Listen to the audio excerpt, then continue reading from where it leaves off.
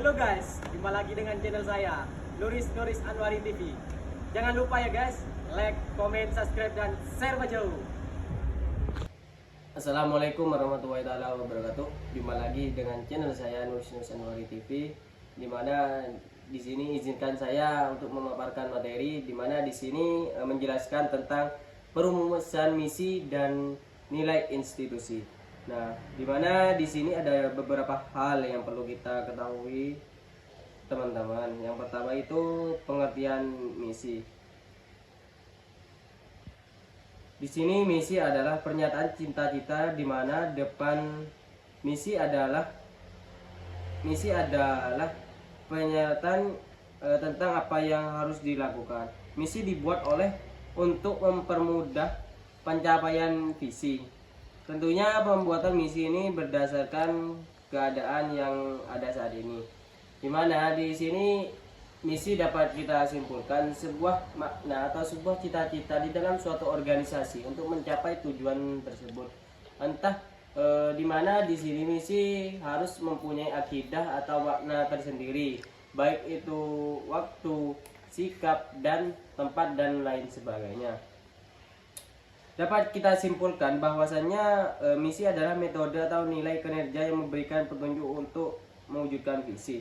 Nah, di mana di sini misi merupakan suatu kinerja di dalam suatu organisasi untuk mencapai atau untuk membantu prosesnya suatu visi.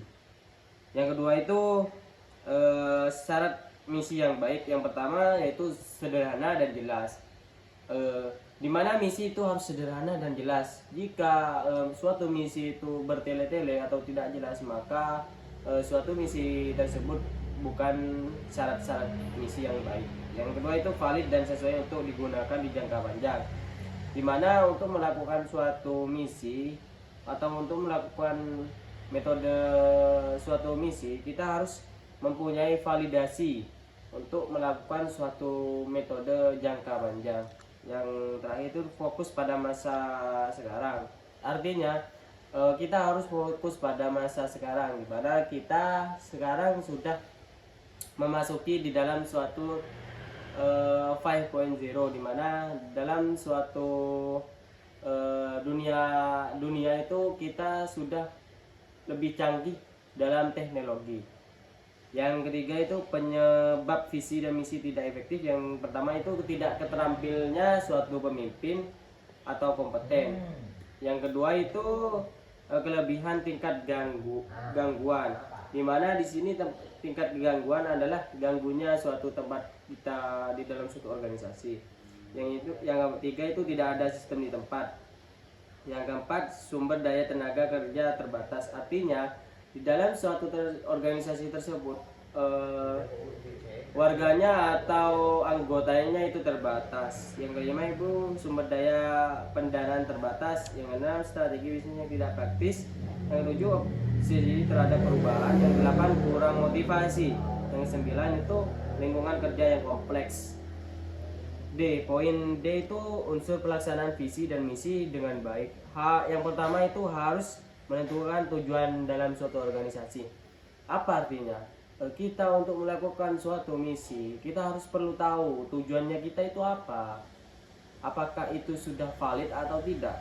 Yang kedua itu harus memiliki fokus untuk menatap masa depan, terutama dalam menghadapi beberapa rintangan di masa depan.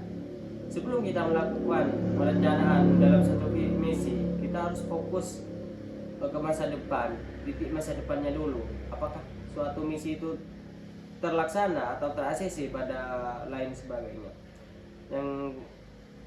Yang ketiga harus memiliki tujuan yang jelas dan memiliki orientasi yang baik.